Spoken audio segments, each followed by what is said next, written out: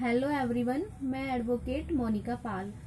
दोस्तों, इससे पहले लेक्चर में मैंने आपको आईपीसी के सेक्शन 1 के बारे में पढ़ाया था। आज इस लेक्चर में हम सेक्शन 2 की बात करेंगे कि सेक्शन 2 क्या कहता है। सेक्शन 2 आईपीसी के चैप्टर 1 में आता है। इसका नाम है इंट्रोडक्शन एंड इसमें 1 से लेकर 5 तक धाराएं दी गई हैं। तो चलिए बात करते हैं सेक्शन 2 की। सेक्शन 2 है, इसमें मार्जिनल नोट पढ़ लेते हैं कि भारत के भीतर किए गए अपराध का दंड, punishment of offences committed with in India. इसमें लिखा है कि एवरी पर्सन, जो यहाँ पे एवरी पर्सन है तो आप इसे बेयर एक्ट में अंडरलाइन कर लीजिए। Every person shall be liable to punishment under this code and not otherwise for every act or omission contrary to the provisions thereof which he shall be guilty within India. हर व्यक्ति इस संहिता के उपबंधों के प्रतिकूल हर कार्य या लोप, इसमें कार्य या लोप है, आप इसे भी अपने ब्रैकेट में अंडरलाइन कर लीजिए, जिसका वह भारत के भीतर दोषी होगा। इसमें एक लाइन है कि वह भारत के भीतर दोषी होगा, ये भी आप अपने ब्रैकेट में अंडरलाइन कर लीजिए। इसी संहिता के अधीन दंडनीय होगा, अन्यथा नहीं। तो इसमें इसे समझ लेते हैं कि ये सेक्शन 2 क्या कहता है। इसमें देखिए लिखा है कि हर व्यक्ति, यानी कि एवरी पर्सन। एवरी पर्सन से क्या मतलब है? एवरी पर्सन से मतलब है कि चाहे वो भारत का नागरिक हो या फिर गैर नागरिक, यानी कि चाहे वो व्यक्ति भारत का निवासी हो या किसी अन्य देश का निवासी हो, यदि वह भारत में कोई अपराध कारित करता है तो उसे आईपीसी के द्वारा दंडित किया जाएगा। हर व्यक्ति से यहाँ पर ये मतलब है। अब यहाँ पे भारत से क्या मतलब है? इसमें दिया हुआ है ना कि भारत के भीतर दोषी होगा। भारत से मतलब है कि भारत का भूक्षेत्र, यानी कि जो भारत का भूक्षेत्र है, भारत का भूक्षेत्र आईपीसी के सेक्शन 18 को पढ़िएगा, वहां समझिएगा कि भारत के भूक्षेत्र से क्या मतलब है। ठीक है, तो यदि कोई व्यक्ति भारत के भूक्षेत्र में कोई अपराध कारित करता है तो वह आईपीसी के द्वारा दंडित किया जाएगा। इसके अलावा यदि कोई व्यक्ति भारत का आकाश, इसमें लिखा है ना कि भारत का आकाश भी शामिल होगा, यानी कि कोई व्यक्ति किसी वायुयान पर, उड़ते हुए वायुयान पर कोई अपराध कारित करता है और वो भारत की सीमा के अंतर्गत आता है तो वो व्यक्ति भी आईपीसी के द्वारा दंडित किया जाएगा। अब इसमें आता है तटीय सागर, यानी कि भारत की सीमा से लगा 15 नॉटिकल माइल तटीय सागर। अगर कोई व्यक्ति यहाँ पे कोई अपराध कारित करता है तो वो भी आईपीसी के द्वारा दंडित किया जाएगा, चाहे वो व्यक्ति भारत का नागरिक हो या फिर किसी दूसरे देश का नागरिक हो।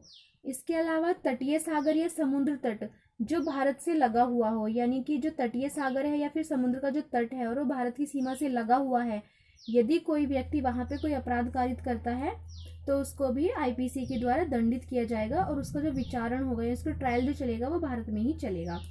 ठीक है, अब यहाँ पे हम पढ़ लेते हैं कि इसमें लिखा हुआ है कार्य या लोप। तो यानी कि किसी व्यक्ति ने कोई कार्य से मतलब है कि उसने भारत में रह के, यानी कि इस एरिया में रह के कोई अपराध कारित किया है तो उसको भारत में ही दंडित किया जाएगा आईपीसी के द्वारा। अब यहाँ पे लिखा है लोप। लोप से मतलब है ओमिशन, यानी कि किसी व्यक्ति को कोई कार्य दिया जाता है, यदि वह कार्य कर देता है तो वो अपराध नहीं है, लेकिन यदि वो कार्य वो नहीं करता है, उस कार्य को ना करके उसने अपराध कारित किया, यानी कि कार्य का लोप किया है, नहीं किया है और ना करके अपराध हुआ, तो उस व्यक्ति को भी आईपीसी के द्वारा दंडित किया जाएगा। ठीक है, अब यहाँ पे इसमें आगे बात कर लेते हैं कि न्यायालयों की अधिकारिता। यहाँ पे लिखा है ज्यूरिसडिक्शन ऑफ कोर्ट्स। इसमें लिखा है कि भारत में कारित अपराध का विचारण भारत में न्यायालयों द्वारा किया जा सकता है, चाहे अपराध का कर्ता भारत या विदेशी देश में निवास करता हो। यानी कि भारत में जो अपराध कारित हुआ है भारत की सीमा के अंतर्गत, तो उसका जो विचारण होगा, उसका जो ट्रायल चलेगा, जो भारत भी न्यायालय है उनमें ही चलेगा, चाहे अपराध किसी भारत के नागरिक के द्वारा किया गया हो या फिर किसी भारत जो गैर नागरिक है, जो भारत में निवास नहीं करता है, उसके द्वारा किया गया हो, तो उसका जो विचारण होगा, उसका ट्रायल होगा आईपीसी के अंतर्गत, तो भारत के न्यायालय में ही चलेगा। ठीक है, अब यहाँ पे इसके एक्सेप्शन की बात कर लेते हैं कि यानी इसके अपवाद कि आईपीसी में कौन दंडित नहीं किया जाएगा इसके अंतर्गत। तो इसमें अमेरिका का राष्ट्रपति, यानी कि जो अमेरिका का राष्ट्रपति होगा या फिर किसी और अन्य देश का भी राष्ट्रपति होगा, उसको आईपीसी के अंतर्गत दंडित नहीं किया जाएगा। भारत के अलावा किसी अन्य देश का प्रधानमंत्री यदि भारत में कोई अपराध कारित करता है तो उसको भी आईपीसी के द्वारा दंडित नहीं किया जाएगा। ठीक है, अब आता है राजदूत या राजनयिक। जैसे कि युद्ध होता है जब दो देशों के मध्य, तो जो दूसरे देश का राजनयिक होता है या फिर राजदूत होता है, यदि वो कोई अपराध कारित करता है भारत की सीमा के अंदर तो उसको आईपीसी 1860 के अंतर्गत दंडित नहीं किया जाएगा। ठीक है, यूएनओ का अध्यक्ष यानी कि संयुक्त राष्ट्रीय संघ, उसका जो अध्यक्ष होगा यदि वो भारत में कोई अपराध कारित करता है तो उसको भी आईपीसी 1860 के अंतर्गत दंडित नहीं किया जाएगा। अब यूएनओ का कोई पदाधिकारी कोई भारत की सीमा के अंदर अपराध कारित करता है तो वह भी आईपीसी के अंदर दंडनीय नहीं होगा। या फिर भारत में जो राज्य हैं उन राज्य का कोई भी राज्यपाल होगा यदि वो कोई अपराध कारित करेगा भारत की सीमा में तो उसको भी आईपीसी के अंदर दंडित नहीं किया जाएगा।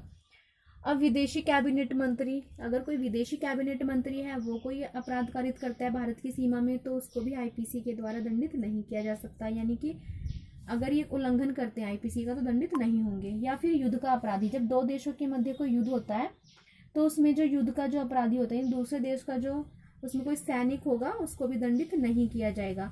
विदेशी संप्रभु होगा यदि वो करेगा अपराध तो उसको भी दंडित नहीं किया जाएगा। ठीक है, यदि ये लोग आईपीसी का उल्लंघन करते हैं भारत के अंदर रहकर तो इनको आईपीसी के द्वारा दंडित नहीं किया जाएगा। इनके लिए कोई अलग से जो लॉ बने हैं इनको उनके अंतर्गत दंडित किया जाएगा। ठीक है, अब इसमें बात करते हैं यूएनओ। यहाँ पे मैंने आपको बताया ना कि यूएनओ का पदाधिकारी, तो यूएनओ से की फुल फॉर्म है यूनाइटेड नेशंस ऑर्गेनाइजेशन, हिंदी में है संयुक्त राष्ट्रीय संघ। ठीक है, अब बात कर लेते हैं हम भारत का प्रधानमंत्री। मैंने यहाँ पे आपको बताया था कि जो विदेशी प्रधानमंत्री होगा यानी भारत के अलावा किसी भी देश का प्रधानमंत्री होगा यदि भारत की सीमा में वो अपराध कारित करता है तो वो आईपीसी के अंतर्गत दंडनीय नहीं है। लेकिन यदि भारत का प्रधानमंत्री है और यदि भारत का प्रधानमंत्री कोई अपराध कारित करता है भारत की सीमा में तो वो आईपीसी के द्वारा दंडित किया जाएगा। ठीक है, तो हमारे जो भारत का प्रधानमंत्री है